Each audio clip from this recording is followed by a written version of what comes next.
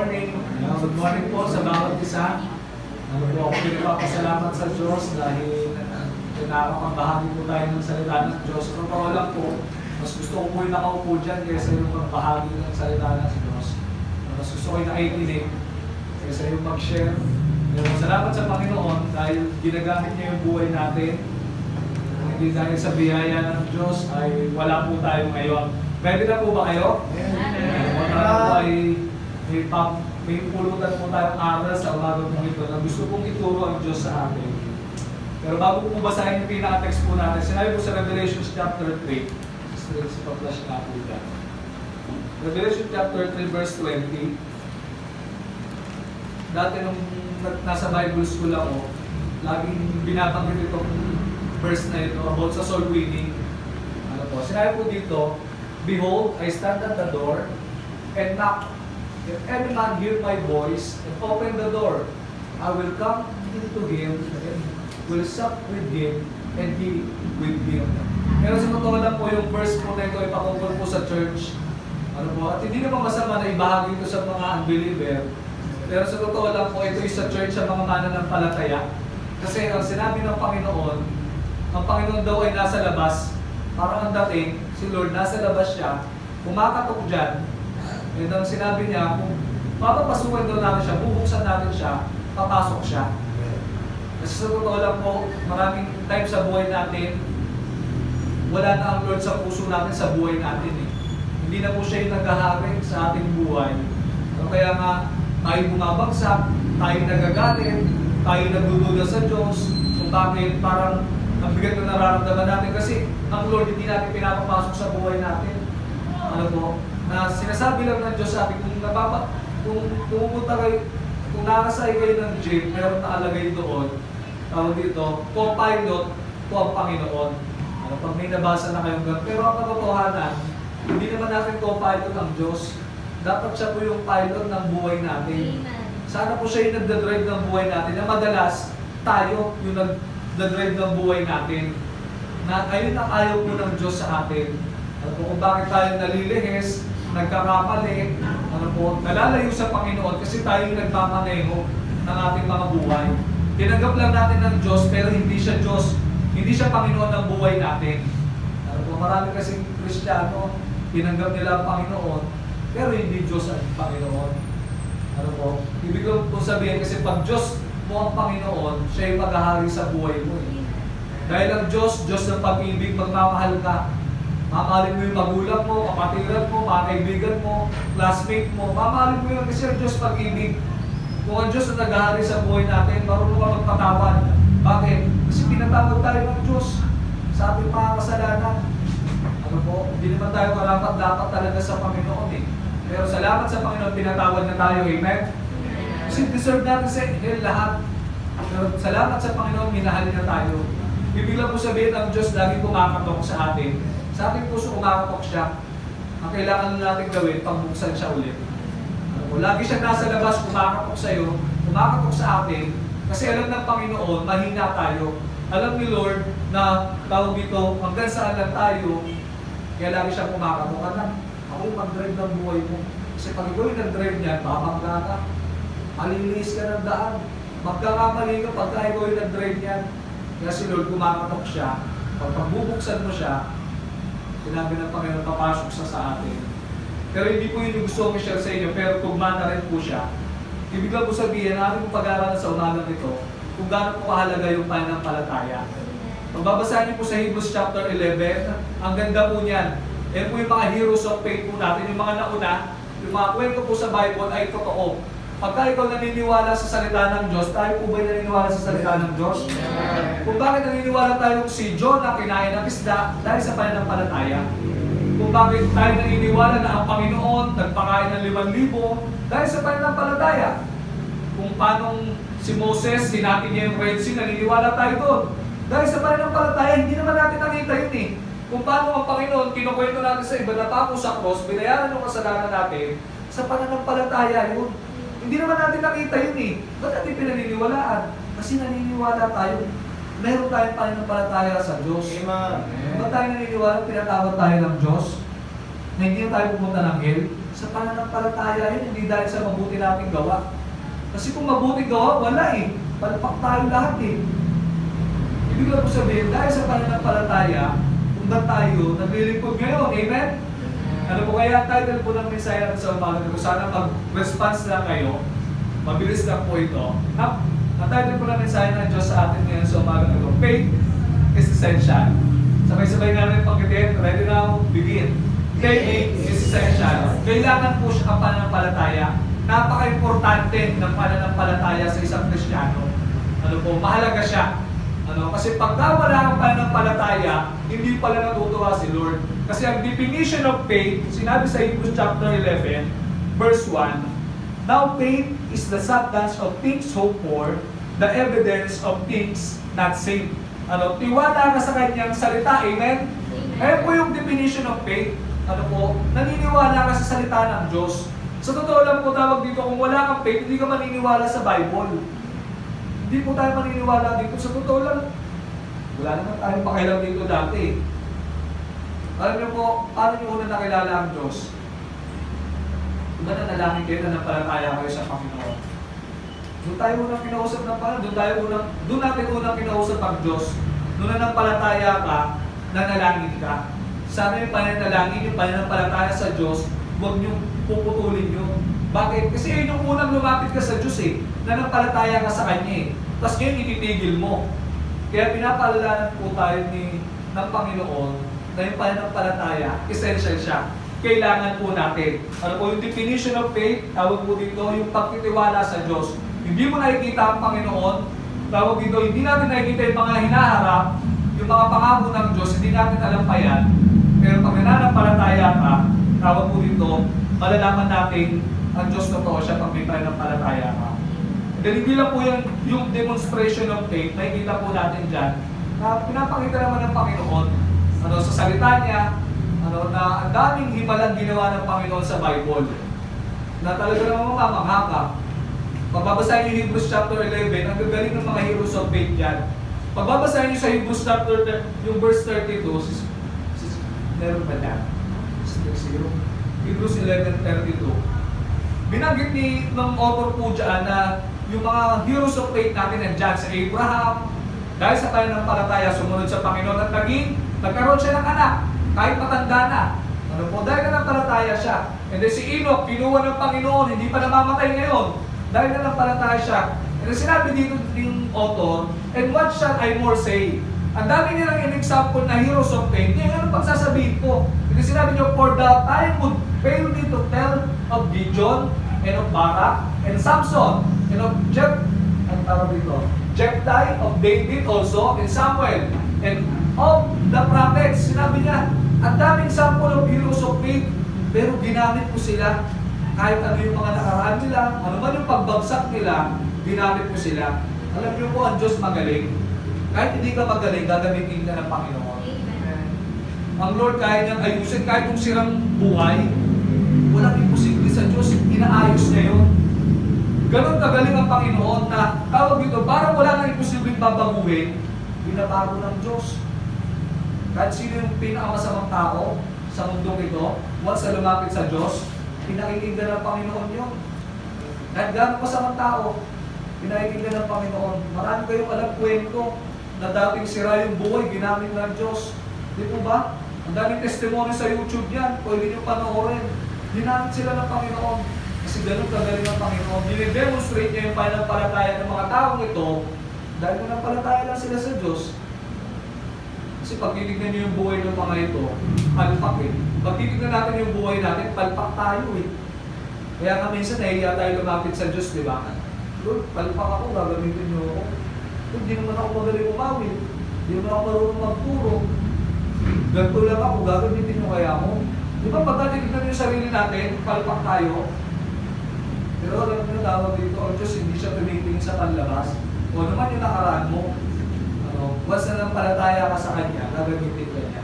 Ang galing ng Panginoon. Ngayon po yung demonstration of faith. Hindi lang yun, yung deepness, yung deep of faith. Kasi marami pa rin nampalataya sa atin. Ngayon, ang tanong ko po sa inyo, kamusta po yung pananampalataya niyo sa Diyos? Hindi natin nakikita ang Panginoon. Pero gaano kaya kalakas yan, yung pananampalataya mo? May sinabi sa Hebrews chapter 11 verse 6, but without faith, it is impossible to please Him. Kasi daw kung wala daw pananampalataya, malabo daw mapasaya ang Diyos. Isipin mo itong mga karakter sa Bible na ito, napasaya nila ang Panginoon dahil nanampalataya sila sa Panginoon. Dahil pananampalataya lang, sumaya ang Panginoon sa kanila. Kasi kung titignan ni Lord yung mga nakaraan nito, mga kapalpakan nito, kung sino sila, hindi matutuwa si Lord eh. Di po ba? Ang tao, pag tumitingin sila, kung ano yung estado mo sa buhay. Di po ba? Kung ano yung kakayanan mo, gano'n tumitingin ng tao. Ikaw, di ba gano'n tayo? Pag may nakita ka tayo, nahusgahan na namin agad eh. Wala ako. Ako, yabang lang to. Ay, mahina ako. Pero ang Diyos hindi po gano'n. Kasi si Moses hindi naman magaling, ginamit ni Lord eh. Ang dami ng dahilan yan, bulol ako Lord. Nakapatay pa nga siya eh. Di po ba? Kaya nagtago siya eh. Ibig ko lang po sabihin, tawag dito, kamusta yung pananampalataya mo? Gaano kaya kalalim yung pananampalataya natin sa Diyos? Kasi merong no faith, meron din lack of faith, meron din little faith. Ano po? Dumarating sa buhay po natin yan. Yung pananampalataya ganyan. Masinin niyo pag may problema, kamusta yung pananampalataya natin? Di ba nagdududa na tayo sa Diyos? Kaya mga kapatid, pinapaalalanan tayo ng Diyos. Sinabi po sa Hebrews chapter 12, verse 1 and 2, wherefore seeking, we also compass about with so great a cloud of witnesses, let us lay aside every weight and the sin which doth so easily beset us, and let us run with patience the race that set before us. Sinabi po, basahin po natin sa verse 2. Ready na para kasama ko po kayo. Sige, ready now, read. Looking unto Jesus, the author of the finisher of our faith, who for the joy that was set before Him, endured the cross, despising the shame, and sat down at the right hand of the throne of God. Sino daw po yung author ng faith? Kakabasa lang natin. Pwede kayo sumagot, sino po yung author ng faith? Mas malakas. Yan, pwede kayo sumagot. Ano po, para alam po nandyan kayo. Parang ano tawag dito. Ang author daw ng faith, si Jesus. Kaya kung bakit kayo nasa church, dahil kay Jesus. Amen? Kung ba't tayo naglilingkod sa Panginoon, dahil kay Jesus, hindi sa tao. Ano po? Kasi siya daw yung author and the finisher of our faith. Ano po? Siya yung Alpha and Omega. Diba? Siya yung una hanggang huli. Ano po? Kaya kung ba't kayo nagsisimba, naglilingkod sa Diyos, dahil sa Diyos, hindi sa tao.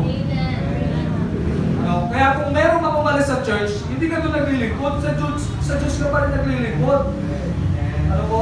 Kaya pag meron ka nakitang mali sa church, may nakitang mali sa kapatiran mo, normal yung tao yun, nagkakamali talaga yun. Kaya tingin mo sa Panginoon, amen? Amen. Kasi kung mali at mali lang, tayo wala na dito eh. Ang dami yung nangyari sa atin. Simula na punta ako sa amin, ang dami nang nangyari doon. Ano, pagkukwento ko sa inyo, baka umalis din kayo sa church eh. Ano, nakikita ko naglilingkod sa Panginoon, masaya. Kung ako titignan niyo yung mali ko, baka wala na rin kayo sa Panginoon. Baka ako rin, wala na rin eh. Pag tinignan ko yung sarili ko, hindi ako gagamitin ako. Palpak ako eh. Pero sinabi ni Lord, titingin ka daw sa Panginoon kasi siya daw yung author ng pananampalataya natin. Para kahit ano man yung mangyari, maglilingkod ka sa Diyos. Bakit? Kay Lord ka naman naglilingkod eh. Hindi naman sa tao eh. Ano po? Kasi lahat po tayo haharap sa Diyos. Hindi po by group. Hindi mo sasabihin, Pastor, Lord, kasi si kapatid ko na ganito, kung ba't di na ako nag-church dahil sa kanya eh. Ano, hindi po ganun eh. Lahat po tayo haharap sa Diyos. Lahat tayo magbibigay sulit sa Panginoon. Kung idadayin mo sa Lord dahil sa ibang tao, dahil ang dami mong problema, hindi ka na naglingkod sa Panginoon, wala, talo po tayo. Ano po, kaya ang author ng ating pananampalataya, si Jesus. Kaya kahit anong mangyari, hindi ka alis sa Panginoon eh. Pag yung pananampalataya mo, nasa Kanya. The importance of faith. Pwede na po ba kayo? Bibilisan ko na, 15 minutes na lang, 11:15 pa na. Ano po, the importance of faith. Ano po, sinabi sa 2 Corinthians chapter 5 verse 7, for we walk by faith, not by sight. Ano po, tayo lumalakad sa pananampalataya. Ano po, living by faith is not depend on sight. Ano, living by faith, hindi ka tumitingin sa nakikita mo. Hindi rin sa situation mo, Hindi lang seasonal o sa season. Kasi marami sa atin, tumitingin sa site natin eh. Kasi pag tumingin ka sa site mo, sa nakikita mo, titigil ka maglingkod sa Diyos. Tama? Kasi baka pag nakarinig kayo ng ibang tao, Christian, yung ba't nagmumura? Pag gano'n yung Christian, mapanghusga. Ano? Pag ganun yung tinignan mo, hindi ka na maglilingkod sa Panginoon. Kaya kasi sinasabi ni Lord, hindi ka titingin sa nakikita mo. Sa akin ka titingin, hindi by sight ang pagtingin. Ano mo? Hindi sa kapatid mo, huwag mo titignan yung kapatid mo. Sa pananampalataya, kasi pag tinignan mo yan, marami talagang sablay sa atin. Amen? Marami sablay sa atin. Pag tinignan mo yun, baka sabihin mo, ayoko na nga sa'yo. Baka makaayawan mo yung tao pagka nakita mong sablay yan eh. Masasabi ba ang totoo pagmamahal, pag maganda rin yung mahal, minamahal ka lang dahil maganda ka? Hindi mo totoo pagmamahal, pag maganda rin yung tinitignan sa'yo. Amen. Pagka pumangit ka na, hindi ka na mahal. Diba, tumaba ka na. Parang, hindi ka na, parang kulang ka na sa skincare ah. Hindi ka na mahal dahil sa ganon. Diba? Hindi totoo pagmamahal yung pag maganda lang yung nakikita sa'yo. Ano yung totoo pagmamahal? Kahit ang dami mo ng kamalian, mahal ka pa rin. Amen? Gawin sa mga kalalaki yan eh. Diba? Mahal akong mahal ka ng babae, kahit wala ka, mahal ka. Yung nalugi ka sa negosyo, wala ka namang pera, mahal ka. Diba? Sabihin sa'yo ng partner mo, ng asawa mo, kahit wala ka, mahal kita. Diba? Kasi pagka tawag dito mayaman ka lang, okay lang yung buhay mo, mahal ka. Totoo ba magmamahal yun? Hindi ka lang totoo pagmamahal. Diba? Kahit tanungin niyo yung mag-asawa, sila ko yung Melchor, minalaban ni ko yung Melchor si Ato Sharon dahil mayaman. Kasi kung, di ba, hindi naman gano'n eh. Sa mga magulang nyo, gano'n ba silang minahal nila yung, sa mga magulang nyo, tanungin ninyo, mahal nyo ba yung si mama, papa dahil perfecto yan? Dahil maganda? Hindi eh. Ano, dahil tawag dito, kahit ano pa yan, mamahalin yan. Kasi ito ang pagmamahal. Ano, kung ganun po ang paglilingkod sa Diyos, hindi sa nakikita. Ano? Kasi pag nakikita mo lang, talo ka eh. Ang laki ng problema ko, paano na kaya to? Mapoprovide kaya nila yung pag-aaral ko? Yung bayaran namin sa school, sa trabaho, paano kaya to? Wala akong trabaho. Survive kaya ako kung nire-review ako ni Lord eh. Ang dami ko nakikita mga pastor, engineer, nag-resign sa pag-engineer, nagpastor. Nung nag-preach sa amin doon, architect siya. Nagpastor, tapos dito, hindi naman pinabayaan ng Diyos. Tapos ako gusto kong magtrabaho. Nire-review ako ni Lord, tawag dito, anak, hindi naman kita pinabayaan. Talagang nare-review ako sa Panginoon. Sabi ko, totoo lang, hindi naman po ako pinabayaan ni Lord eh. Dahil ba sa galing ko yun? Dahil ba mabuti ako? Hindi. Ang dami ko nga kapalpakan eh. Ano po, ibig ko lang po sabihin, mga kapatid, huwag tayo tumingin sa nakikita mo. Hindi lang sa situation mo ngayon. Hindi ko alam kung ano yung situation nyo ngayon. Kung mahina ka ngayon, marami kang problema, marami kang iniisip, sana hindi rin yung kawalan ng pananampalataya natin sa Diyos. Hindi lang seasonal. Sana ngayong akin ko na to, on fire ako kay Lord. Tapos next week, hindi na ako on fire. Sana hindi po ganun. Pag may problema, hindi ka na on fire. Pag may pagkukulang, pagka ikaw, gato yung nangyayari sa'yo, wala na ulit. Kaya mga kapatid, ang living by faith is not depend on sight, situation, or season. Pleasing God, not people. Kasi tawag dito ang paglilingkod sa Diyos, si Lord yung piniplease mo, hindi tao. Kaya sinabi dito, number 1 na gusto ko pong i-share sa inyo, faith is essential in pleasing the Lord. Ang pananampalataya ay kinakailangan sa paano natin mapapasaya si Lord. Kasi marami sa atin, ano tawag dito, gusto natin mapasaya yung ibang tao eh. Wala namang masama doon, napasayahin mo yung tao, pero madalas sa atin, gano'n na yung ginagawa natin. Para matanggap tayo, pasayahin natin sila. Pero hindi po gano'n yung gusto ng Lord. Ano po, kailangan pala natin para mapasayahin natin si Lord, para ng palataya. Amen. Kasi Christian pala tayo. Ano po, ibig sabihin, pag may faith ka kay Lord, tawag dito, napapasaya mo si Lord. Pero nalulungkot si Lord, pag may dumating problema sa iyo, nagdududa ka sa kanya, anak, na naman. Problema ka lang, nagduda ka na naman. Yan, pagka mayroong nagkasakit, kasakit sa pamilya mo, parang kinapos ka ngayon, nagdududa tayo sa Diyos, Lord, paano nang kaya to? Kinapos kami ilang beses naman na tayo kinapos, di naman tayo pinabayaan ni Lord, amen? Amen. Diba? Nalulungkot si Lord once na may dumating problema sa atin, tapos nagdududa tayo sa Kanya. Kaya yung faith daw essential Yung pananampalataya na kinakailangan para mapasaya natin si Lord. Ang simple lang, no? Para mapasaya mo si Lord, magtiwala ka lang sa Kanya. Kasi yung mabubuting gawa daw natin, basura lang sa paningin niya, basahan lang. Kaya gusto ni Lord, manampalataya ka lang sa Kanya. Kung ba't tayo naligtas? Dahil sa pananampalataya, amen?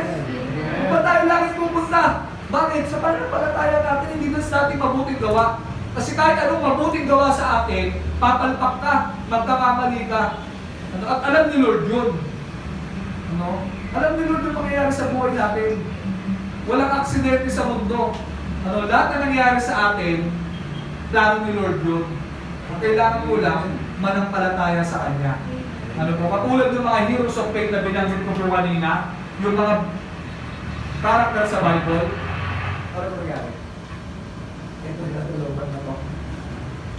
Hello. Kaya, para mapasayapan natin si Lord, kailangan natin faith. Pagka nagpalataya ka sa Diyos, magugulat ka. Hindi ka pagkukulangin ng Panginoon. Diba nagugulat na lang kayo, pananampalataya, gumaling ka. Diba? Mararamdaman mo yung pagka talaga naramdaman mo yung pagpapagaling ng Diyos eh. Talaga magpapasalamat ka eh. Ngayon, nakikita nyo si Doc Willow O. Diba? Doktor yun. Ngayon, ano nangyayari sa kanya ngayon? May cancer siya. Pinakatulog daw, stress. Kasi pinapansin niyo yung mga basher. Kaya kung may mga basher kayo, pag-pray nyo na lang. Huwag nyo rin i-bash sila. May mga basher ba kayo? Siya yung pinansin niya mga basher eh. Hindi ko lang po sabihin tawag dito. Ngayon ang kanyang panalangin na lang, makatulong sa kapwa. Yung goal niya eh. And sabi niya, kahit maghirap daw siya, gumaling lang sila. Sabi ng asawa niya, kahit maghirap na daw sila, basta gumaling. Isipin niyo kung gano'n tayo pa-bless. Wala kang sakit eh, di ba? Yung mayaman na yun, 17 million ang nun eh. Tawag dito, subscriber nun sa YouTube, gano'n kalay kumita yun. Ibig ko lang sabihin, ayun na yung parang prayer nila. Tawag doon, kahit maghirap sila, gumaling na yung asawa niya, sabi nung Doc Lisa, kilala ko. Kasi nanonood ako ng mga vlog nila. Ibig lang po sabihin, tayo bless. Kasi wala tayong sakit. Ibig lang po sabihin, ang daming ginawa ni Lord sa atin. Bakit? Kasi tawag ito, hindi naman dahil sa atin yun eh. Dahil nagtitiwala ka lang sa Lord. So totoo lang, tawag dito, hindi ko nga alam ba't ako nakagraduate. Kasi kung usapan lang, hindi naman ako tinulungan ng magulang ko. Na humingi akong pera sa magulang ko, hindi ako humingi ng pera, nakagraduate lang ako. Hindi ko alam kung ba't ako ginagamit ni Lord. Kasi dahil ko naman kapalpakan. Hindi ko lang sabihin dahil nananampalataya ka sa Diyos, gagamitin ka ni Lord. Para mapasaya mo pala si Lord, manampalataya ka lang. Huwag kang magdududa. Kaya pagka umulan, Lord, uulan na. Hindi mo magdadala ng payong. Hindi ko ba sabihin, huwag lang tayo magdududa sa Lord. Amen? Mapapasaya mo si Lord. Di ba parang ang saya rin mo, di ba? Yung tao may tiwala sa'yo. Yung tao ko parang bilib na bilib sa akin. Di ba saya nun? Na parang wala namang kabilib-bilib sa akin, pero naniniwala siya sa akin. Di ba may ganun tayo? May mga ganun ba kayong followers? May mga fans ba kayong ganun? Bilib sa'yo? Di ba ang saya? Di ba parang may tao naniniwala sa'yo, parang kahit palpak naman ako, hindi naman ako magaling, pangit naman ako, may naniniwala sa akin. Di ba ang saya? May parang may naniniwala sa'yo. Ganun din kayo, Lord. Na parang tawag dito, gusto niyo naman maniwala tayo sa Kanya. Mahaba na ako. Pangalawa, faith is essential in praying to the Lord. Yung pananampalataya daw ay kailangan sa pananalangin sa Kanya. Kaya sinabi sa Mark 11:22, sabay-sabay namin basahin para malinaw po. Kabilis na lang po ito. Ano po? Mark 11:22-24. Ready now? Wala pa. Ready now? Read. And Jesus answered said unto them, have faith in God. For verily say unto you, that whosoever shall say unto this mountain, be thou removed, and be thou cast unto the sea, and shall not doubt in his heart, but he shall believe that those which we have said shall come to pass, he shall have whatsoever he saith. So verse 24, therefore, I say unto you, whatsoever ye desire, when ye pray, believe that ye receive them, and ye shall have them. Ang galing, no? Kailangan pa natin ng faith sa Panginoon. Para imposible naman yun. Tawag yun, hindi literal yun. Na yung bundok, lumipat ka dito, lumipat. Hindi po ganun yun. Ibig sabihin, ano man ang imposible na nakikita natin, pag naniwala ka sa Diyos, tawag dito, walang imposible sa kanya, kaya niyang i-move kahit ano. Amen? Kahit gano'n pa yung problema meron ka, kahit ano yung kinakaharap mo ngayon, kahit tanggalin ng Diyos yan, ayusin ng Panginoon yan. Pag ikaw naniwala sa Kanya, sa pananampalataya. Ang galing ni Lord, no? Kailangan pala pag nananalangin ka, kailangan mong maniwala. Kasi para sa nanalangin ka, wala din naman. Ibig lang po sabihin, kailangan po natin ng pananampalataya sa Diyos. And then sinabi sa Mark chapter 2, ito po maganda. Merong kwentong magkakaibigan ito. Mark chapter 2, verse 3 and 5. Basahin ulit natin. Konti na lang. Okay, ready now? Read. And They come unto him, bringing one sick of the palsy, which was born of poor. Okay, meron daw, may sakit sila kaibigan. Palsy, alam niyo yun? Yung ano, nakita na kayo nun? Yung gawin, baka matawa kayo eh.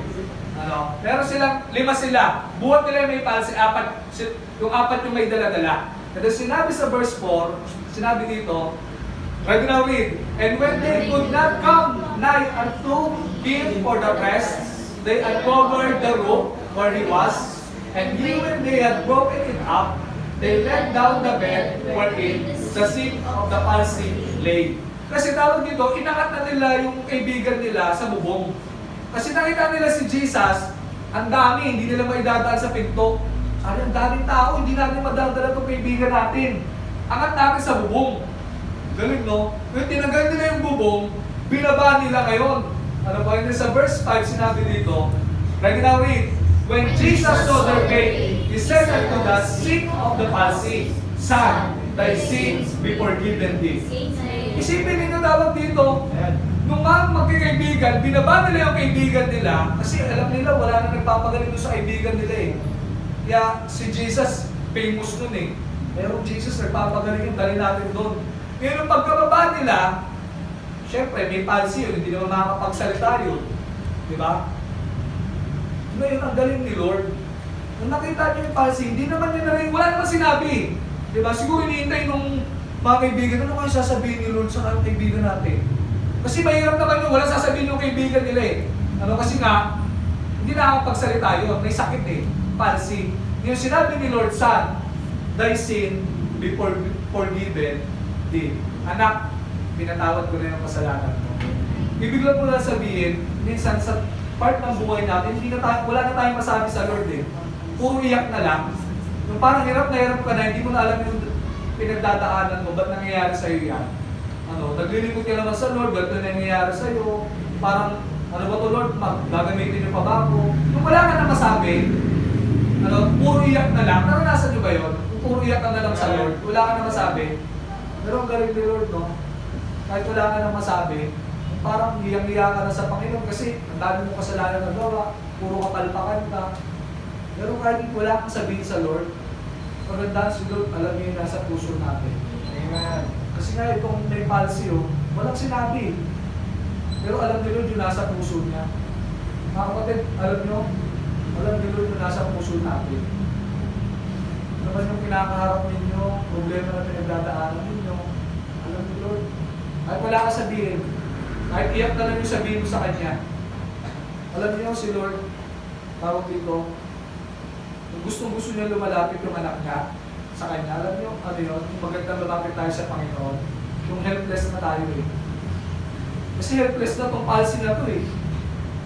Baka walang pumapansin dyan eh. Diba kung may nakita kayo dyan, may palsy, kakausapin nyo. Ang hirap kausap nun, hindi kayo makakaintindihan. Pero si Lord, kinausap niya kung may palsy, tinatawad niya ang kasalanan. Hindi lang po sabihin mga kapatid, wala ka pang sabihin sa Panginoon, alam ni Lord, yung nasa puso natin. Bago mo pasabihin sa Panginoon, humingi ka ng sorry sa Kanya, pinatawad ka na niya. Ano man yung pangailangan mo, alam ni Lord yan. Alam ni Lord yung nasa puso natin. And then last, natapusin ko na po dito, faith is essential in performing in the Lord. Yung pananampalataya ay kinakailangan sa ginagawa natin sa Kanya, yung pagsaserve natin sa Kanya, kailangan ng faith. Alam niyo mga music team, hindi naman yung pagsandi lang dito, tumungtong kayo, doon yung nire-rewardan ni Lord, hindi. Yung mga nagpa-practice, Hindi naman yung kumawit ka ng special number na Sunday, ayun yung re-rewardan ni Lord, hindi. Yung practice mo pa lang eh. Re-rewardan ka ni Lord. Alam mo yung ginagawa natin dito, kay Lord tayo naglilingkod. Hindi kung kanino man. Kaya sinabi nga ng verse natin, na shinare ni Brother Archie sa GC, and whatsoever you do it heartily as to the Lord and not unto men, knowing that of the Lord ye shall receive the reward of that inheritance, for ye serve the Lord Christ. Alam niyo po, tawag dito, ang pananampalataya kailangan natin sa paglilingkod natin sa Diyos. Sa ating pong pagtatapos, faith is taking the first step even we don't see the whole staircase. Sinabi po ni Martin Luther King Jr. Ang pananampalataya daw, tawag dito ay faith is taking the first step even when we don't see the whole staircase. Hindi mo man nakikita yung mangyayari sa'yo sa susunod, ano yung future mo. Ginagawa namin eh. Pero kailangan daw natin pananampalataya sa Kanya. Mga kapatid, kailangan natin ng pananampalataya sa Diyos. Hindi ko alam kung humihina na yung faith natin, pero sana, kung tayo bibitaw sa Panginoon, ka-faith lang tayo sa Panginoon. Kanya po lahat tayo po yung tumayo. Tayo po yung manalangin.